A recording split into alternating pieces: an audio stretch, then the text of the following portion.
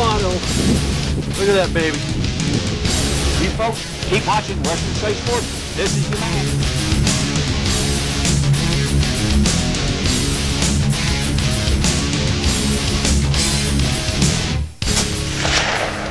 I got him.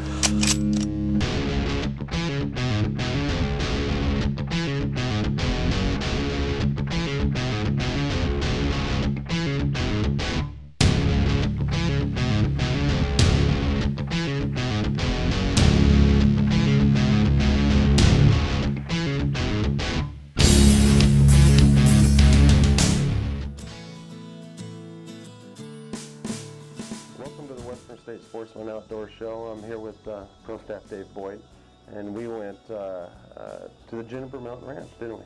Yeah. Yeah, it was a little bit different than we thought it was going to be. Gotta say, it exceeded my expectations in a lot of ways. Mine also. You know, a lot of guys, when you mention a place like this, they think, you know, you bring a bucket out and the elk and the buffalo are going to come running. That's not the way it was. Not hardly.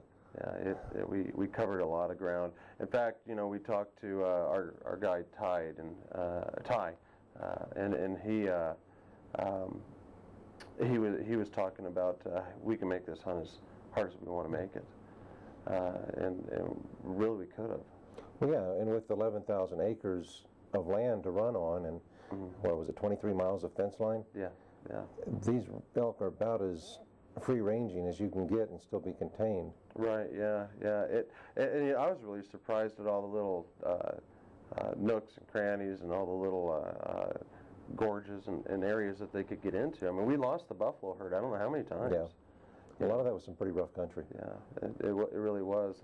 And like I said, you know, you can make this hunt as hard as you want or as easy as you want, I guess. And even easy wasn't that easy if you have to pick out a particular elk or buffalo. And like they'll see later on in the show, there was a gentleman from Virginia. Yeah, and he had a little bit of trouble getting on a buffalo, didn't he? Well, he had a lot of trouble. He never got his buffalo. Yeah, but we do have some good footage of the hunt. Not a guaranteed hunt by any means. You're going to get out there and work for your animal. Yeah, but we have a really good show coming up. We're going to explain a little bit why we hunted this ranch, because we predominantly hunt BLM in public land. Yep. This was a special thing that we did to show the public what it's like to actually hunt on one of these ranches. A quality ranch. Quality ranch. A quality ranch, and that's what this show is about, and why we were there. But we will see you later on in the show.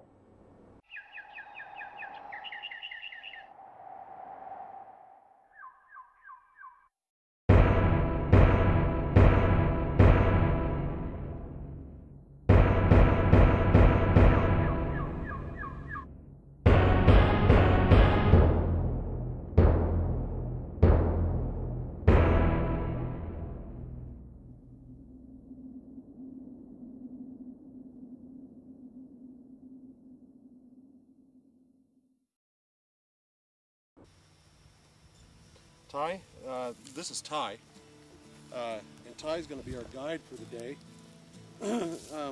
Ty, can you tell us a little bit about these elk and what we kind of are going to expect today out here? Well, I think the biggest thing about the elk in here is the sizes. There's different sizes, you know, ranging from management bull all the way up to 400. Right. You know, there's approximately about 80 head in here, bulls. We don't run any cows in here with them because of the breakage. Right. And the breeding end we do it totally separate. There's 11,000 acres here. We'll see 20, 30 bulls, probably, ranging from the class 300 to 400. Yeah, yeah. Now, you know, we were talking on the ride up here, and we were talking about disabled hunters, and then of course, you know, watching our fathers, you know, friends, fathers, uncles, what have you, grandfathers get older, and to me, that's what this, for myself, that's what this hunt would represent. Some, you know, of course, some guys like to come out for the big trophy animals, like we were talking, but you were actually telling me you took a blind person out, and totally blind. I did. I took a blind gentleman out. He was from Wyoming. He called and asked if I thought it'd be possible for him to do this hunt. And I said, you know, all we could do is try. So he come down, and I sat with him for 3 days. We practiced shooting. How it all worked was I was his eyes. And without this place or places like this, that would have been impossible. Right. You know, and I look at my father as he's getting older. You know, he's not old by any means. He's 64, but he's, you know, as a construction worker all his life, he's beat up now. You know, his knees are shot. He can't get up here with the boys, and in some of the places that we go. But he's more confined to having a road hunt, ATV hunt, that kind of stuff.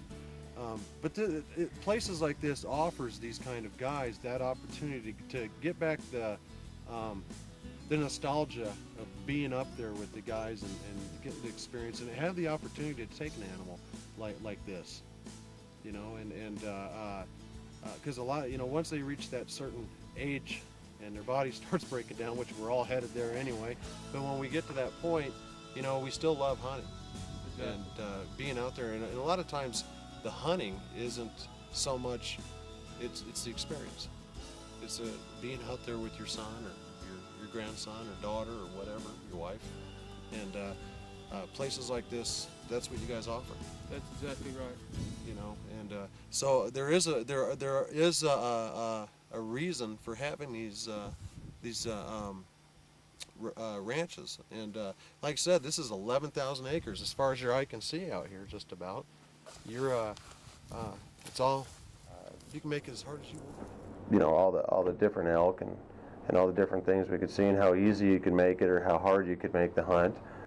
And Ty really impressed the heck out of me when he was talking about helping that blind guy learn to hunt. Yeah, and really, and that's what the show is all about. That's what we were talking about at the beginning of the show, that this show, you know, as I had mentioned, we hunt public land, and that's primarily what we hunt. Yep.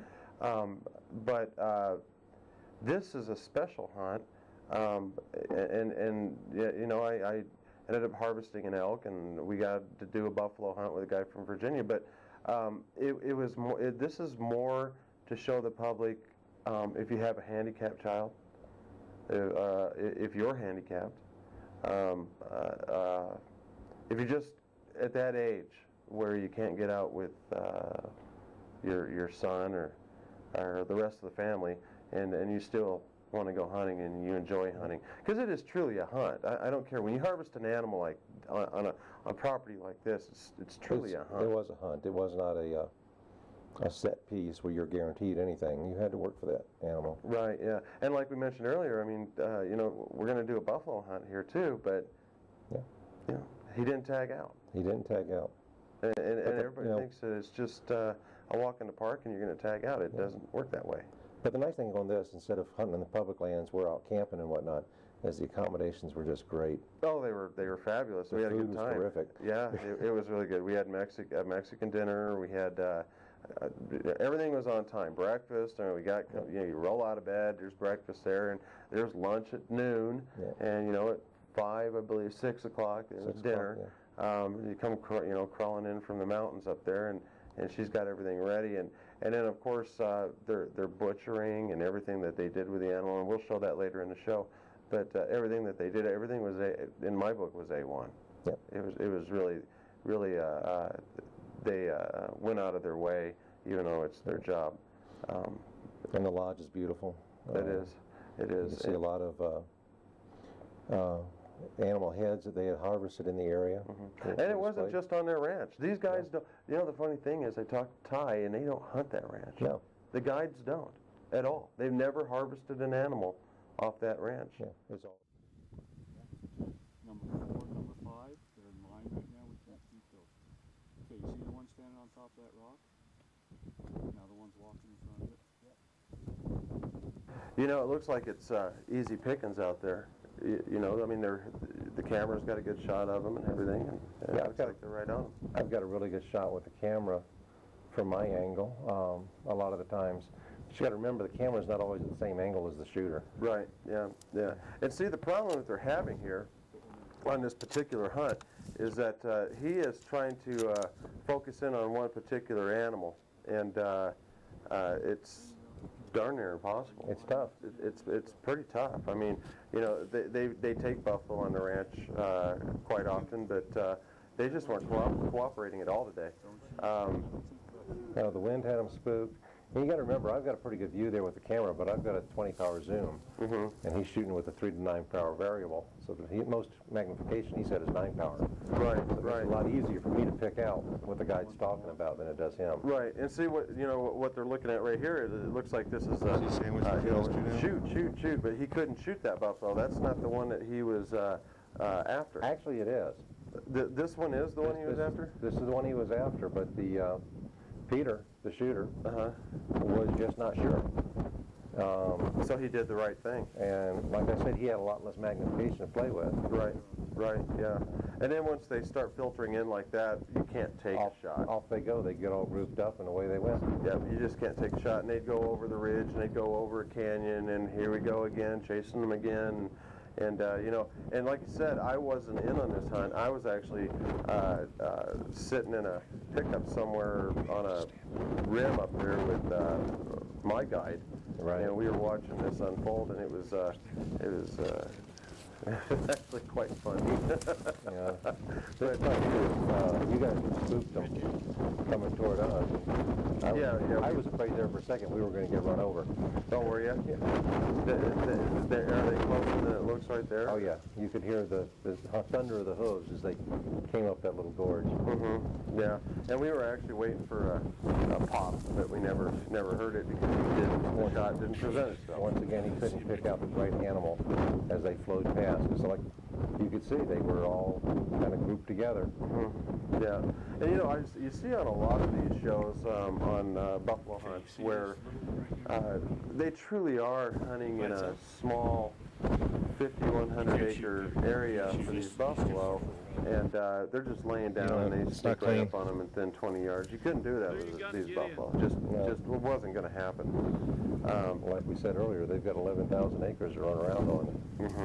Yeah. We burned up a lot of shoe leather trying to catch up. Yeah, burned up that, burned up a lot of footage. I mean, they're only getting to see a small part of what we saw because there's just too much footage to show. Oh, yeah. But, way more. And that's what makes it such a wonderful hunt. I mean, you can, of course, you know, you can make it as hard as you want, but you can come out and take an elk and a buffalo. You can really come out and have the whole Western experience out here. And believe me, there are some big bulls. And the prices on the buffalo, I was actually surprised. It's quite a bit less than the elk. Quite a bit less than the elk. I mean, if you're hunting meat, bison is the way to go. Yeah, if you're hunting meat and you love bison, that is the way to go. Of course, I happen to believe a mature bison head is just one heck of an impressive growth. Well, a lot of people do. They do. You know, I talked to one of the other post-stat guys, Sean Sager, and he was saying the same thing. You know, just a whopper of a buffalo head on the wall just makes an impressive showpiece in the house. I would think so. I think this is the last time we were on them, and they are filtering away at about 300 yards here. And all we're getting really is hind-end shots. And actually a pretty stiff crosswind here. Our hunter just did not feel comfortable trying to make one of these shots. Right. Now, how many buffalo did they say they had on the ranch? Was it like 80? Yeah, I think he said there was some 80. The elk that they got out here, testing out some products sent out by Brunton. We've got Optologic, Bushnell. We're going to just drive around, look at the different animals that they got, test some of these products out. So far, some of them have really worked out real well. I know these Bruntons that they sent in, they're binoculars. These are the Eternas 8x45s. They're crystal clear. I've looked through a lot of binoculars before, and the higher end ones, these ones match the higher end ones. These are a mid-end binocular, but they do match them. And able to get a good look at those bulls going over the ridge there. Now Optologic, they sent out some of their rangefinders to us. And we tested them out on some deer hunts and on some moose and that this year. We're going to range some of these animals in today and just kind of compare how they hold up against the Bushnells. You know, these are reading the top of that ridge 132.5. Then we got the Bushnells over here, which I do like the Bushnells. The ophthalmologics are nice. Seem to have a true reading. This Bushnell, which I can operate with one hand, it's got different settings in it.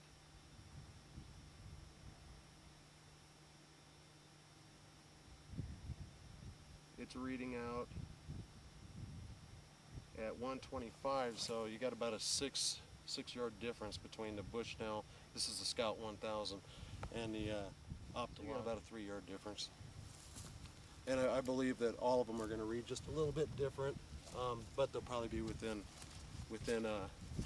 10 yards or so. So in a rifle shot, I don't really think that's going to matter a whole lot.